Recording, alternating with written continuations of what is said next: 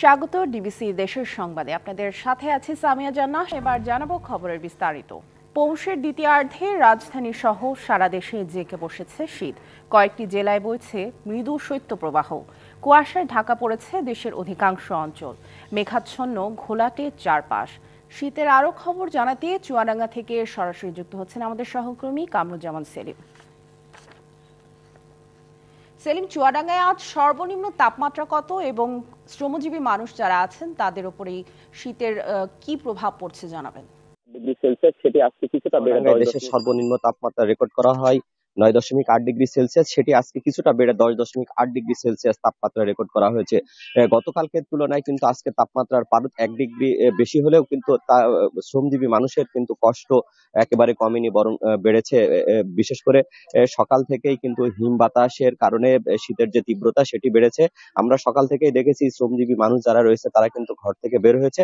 বের হলে কিন্তু এই তীব্র শীতের কারণে কিন্তু তারা কাজ না পেয়ে বাড়ি ফিরতে হচ্ছে এবং বাড়ি ফেরার কারণে তাদের যে জীবন জীবিকা সেটার উপর বেশ প্রভাব পড়েছে। আমরা রাস্তায় দেখেছি বিভিন্ন মানুষ কিন্তু যারা ছিন্নমূল মানুষ রয়েছে তারা কিন্তু খড়কুটো জ্বালিয়ে শীত নিবারণের চেষ্টা করছে।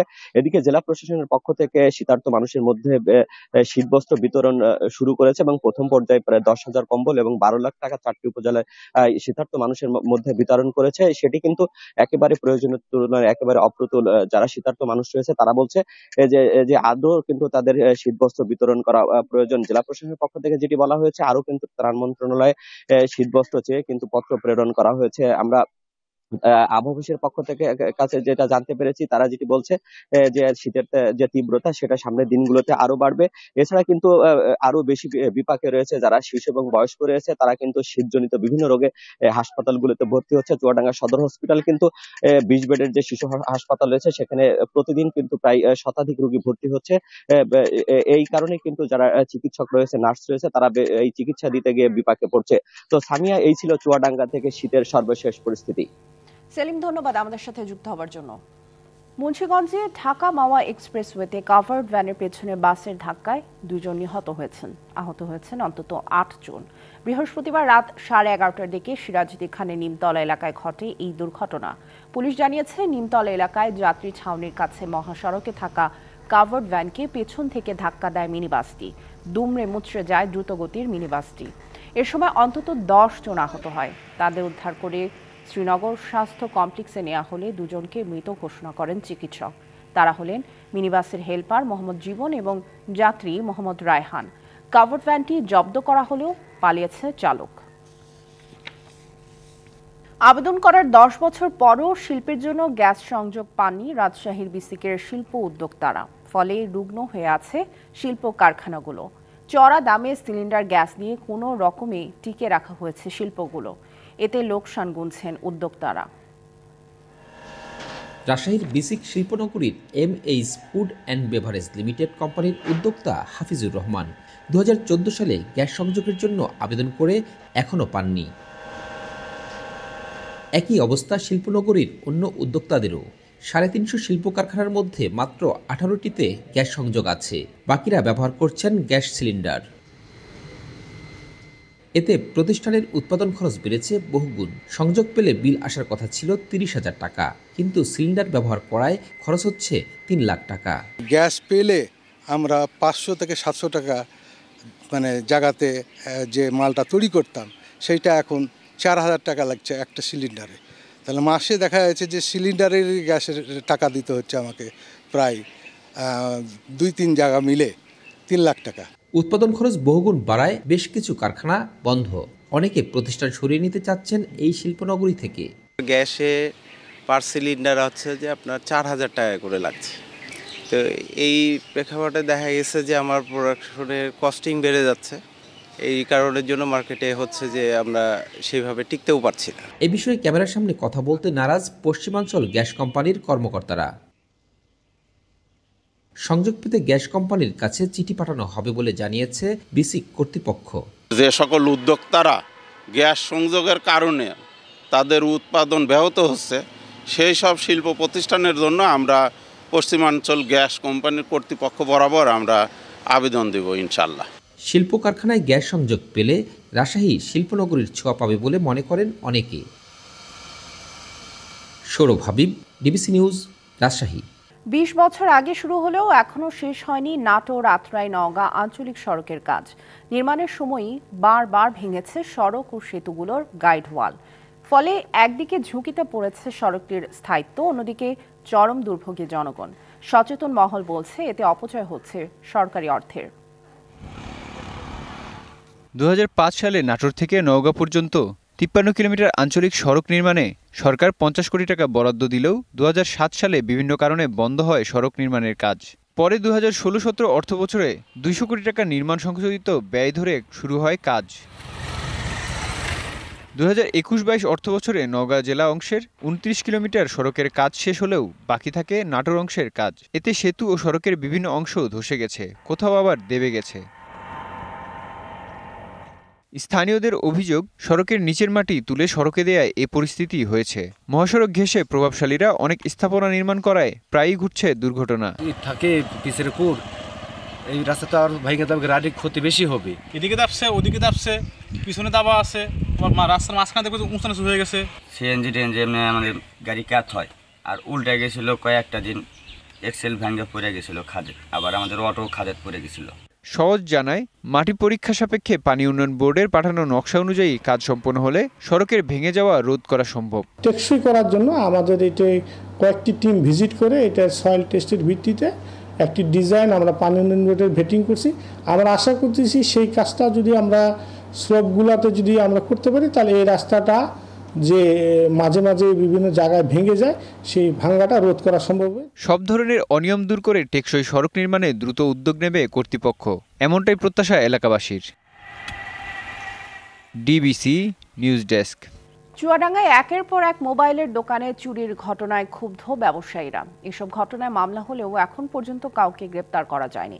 পুলিশ বলছে অচিরেই চোর চক্রের সদস্যদের গ্রেপ্তার করে আইনের আওতায় আনা হবে।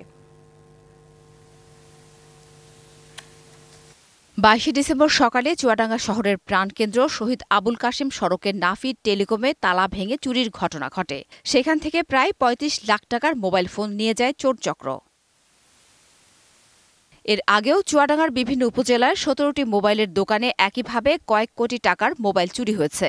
অথচ প্রতিটি ঘটনায় মামলা হলেও এখন পর্যন্ত কাউকে আটক বা গ্রেপ্তার করা হয়নি। চুরির প্রতিবাদ ও দোষীদের দ্রুত গ্রেপ্তারের দাবিতে মানববন্ধন করেছেন ব্যবসায়ীরা। বিগত দিনের ন্যায় তার পরপরই আমার চুয়াডাঙ্গা ডিস্ট্রিক্টে আরও বেশ কিছু দোকান চুরি হয়। পথে বসে যাচ্ছে আজকে। আমার 9.5 লক্ষ টাকা আমার চুরি হয়েছে। আমি অনেক প্রশাসন অনেক জায়গায় ঘুরছি, কোনোটাই কোনো কুলকিনারা পাই নাই। বিগত যতগুলো চুরি হয়েছে আমাদের, এই চুরিগুলো আমরা এখন আতঙ্কিত, কারণ একটা চুরি কোনো শুরু হয় আমরা আজ পর্যন্ত পাই নাই। দ্রুত চুরির ঘটনার রহস্য উদ্ঘাটন ও নিরাপদ পরিবেশ চান ব্যবসায়ীরা। সরকারকে ভ্যাট ট্যাক্স দিয়ে আমরা এখানে ব্যবসা করি, আমাদের ব্যবসা প্রতিষ্ঠানগুলো একের পর এক চুরি হয়ে যাচ্ছে, কিন্তু এটার কোনো আর প্রতিকার হয় না। একটা সময় এটা ধামাচাপা হয়ে যায়। আমাদের অত্যন্ত কষ্টের বিনিময়ে এই ব্যবসা যে চুরি সংগঠিত হয়েছে, এর উদ্ঘাটন করার জন্য আপনাদের সক্রিয় হওয়ার জন্য আমি অনুরোধ করি। সিসিটিভি ক্যামেরার ফুটেজ পর্যালোচনা করে চোর শনাক্তে কাজ করছে পুলিশের একাধিক দল। চোররা অন্য জেলা থেকেই আসছে। চুয়াডাঙ্গা জেলা পুলিশ আশা করছি যে অতি সত্বর আমরা এই চোর চক্রকে গ্রেপ্তার করতে সক্ষম হব। দ্রুত সময়ের মধ্যে চুয়াডাঙ্গায় মোবাইলের দোকানে সব চুরির ঘটনায় জড়িতদের আইনের আওতায় আনার দাবি ব্যবসায়ীদের। DBC news desk. পর্যটকদের পদচারণায় মুখর নেত্রকোনার সাদামাটির পাহাড় এলাকা। যাতায়াতে সোমেশ্বরী নদীতে সেতু না থাকায় বিড়ম্বনায় পড়তে হচ্ছে বলে অভিযোগ করেন দর্শনার্থীরা। স্থানীয়রা বলছেন, পর্যটকদের আসার পথ সহজ করার পাশাপাশি অন্যান্য সুবিধা বাড়ানো গেলে বাড়বে রাজস্ব। সেতু নির্মাণ সহ প্রয়োজনীয় উদ্যোগ নেওয়ার কথা জানিয়েছে কর্তৃপক্ষ। নেত্রকোনার বিজয়পুর, যেখানে দেশের একমাত্র সাদামাটির পাহাড়, যার অপার সৌন্দর্য দেখতেই পর্যটকদের এই পদচারণা। কিন্তু সোমেশ্বরী নদীতে সেতু না থাকায় প্রতিনিয়ত হয়রানির শিকার হতে হয় পর্যটক ও স্থানীয়দের। দাবি উঠেছে সেতু নির্মাণের। চান সাদামাটির পাহাড় এলাকায় হোটেল মোটেল সুবিধা নিশ্চিত করার। এটিকে একটি পর্যটন কেন্দ্র হিসাবে স্বীকৃতি দিলে আমাদের নেত্রকোনার জন্য খুব ভালো হবে। ওই জায়গার অনুভূতিটা একটু অন্যরকম মনে হয়। পর্যটক এখানে প্রতিনিয়ত আসতেছে, কিন্তু সেই তুলনায় এখানে আসলে ওইরকম ফ্যাসিলিটি নেই বললেই চলে। বেদনার বিষয় হচ্ছে এখানে আপনার যোগাযোগ ব্যবস্থা একেবারেই নাজুক। বিশেষ করে আপনার সোমেশ্বরী নদীর উপরে একটা সেতু না থাকায় এটা আরো বিড়ম্বনায় পড়তে হচ্ছে। এসব সমস্যা নিরসন করা গেলে সরকারের রাজস্ব আয় বাড়বে বলেও মনে করেন তারা। দোকানপাটেরও এমন একটা সুবিধা নেই, ওভারঅল বলতে গেলে সবকিছুই একটা ঘাটতি রয়েছে। রাস্তাগুলি যদি আরেকটু ডেভেলপ হতো তাহলে আমরা আরো আসতাম।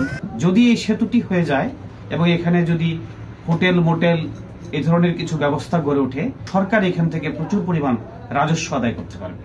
বিষয়টিতে গুরুত্ব দিচ্ছে প্রশাসন, বলছেন নানামুখী উদ্যোগের কথা। সেতুগুলো নির্মাণের প্রস্তাব করা হয়েছে, টিপিপি অনুমোদন হয়ে পরবর্তীতে আমরা দরপত্র কার্যক্রম সহ সেতু নির্মাণের কার্যক্রম হাতে নিব। নেত্রকোনার একটি ঐতিহ্য এই এলাকাটা, সে কারণে আমরা পর্যটন স্পট যাতে করা যায় সেই জন্য কাজ করে যাচ্ছি। মন্ত্রণালয়ের সাথে কিন্তু আমরা কথাও বলেছি। সোমেশ্বরী নদীতে দ্রুত সেতু নির্মাণের পাশাপাশি প্রয়োজনীয় ব্যবস্থা নিশ্চিত করা গেলে পর্যটকদের আনাগোনা আরও বাড়বে বলে মনে করেন স্থানীয়রা। DBC news desk. বান্দরবানের শান্তি শৃঙ্খলা রক্ষা ও সন্ত্রাসীদের কর্মকাণ্ড বন্ধের দাবিতে শোভাযাত্রা, পথনাটক ও সমাবেশ অনুষ্ঠিত হয়েছে। পার্বত্য জেলা পরিষদ এই আয়োজন করে। বৃহস্পতিবার বিকেলে বাঙালি ও ক্ষুদ্র নৃগোষ্ঠীর সম্প্রদায়ের অংশগ্রহণে শোভাযাত্রা বের হয়। পরে প্রেস ক্লাবের সামনে এক পথনাটক প্রদর্শিত হয়। এতে পার্বত্য জেলা বান্দরবানের বর্তমান অবস্থা তুলে ধরার পাশাপাশি দুর্গম এলাকাগুলোতে সন্ত্রাসীদের কর্মকাণ্ড আর এর প্রভাবে পর্যটনের ক্ষতির চিত্রগুলো তুলে ধরেন নাট্যকর্মীরা। এ সময় নাট্যকর্মীরা পাহাড়ের শান্তি শৃঙ্খলা রক্ষায় সকলের সহাবস্থান নিশ্চিত করার প্রতি জোর দেন। পরে সমাবেশ অনুষ্ঠিত হয়। এ সময় পাহাড় থেকে সন্ত্রাসী নির্মূল ও শান্তি শৃঙ্খলা বজায় রেখে উন্নয়নের গতি বৃদ্ধির আহ্বান জানানো হয়। ডিবিসি দেশের সংবাদ এই ছিল এখনকার মতো। ডিবিসি নিউজের সংবাদগুলো পড়তে ভিজিট করুন dbcnews.tv আর ভিজিট করুন ডিবিসি নিউজের ফেসবুক পেজ এবং ইউটিউব চ্যানেল। সাথেই থাকুন।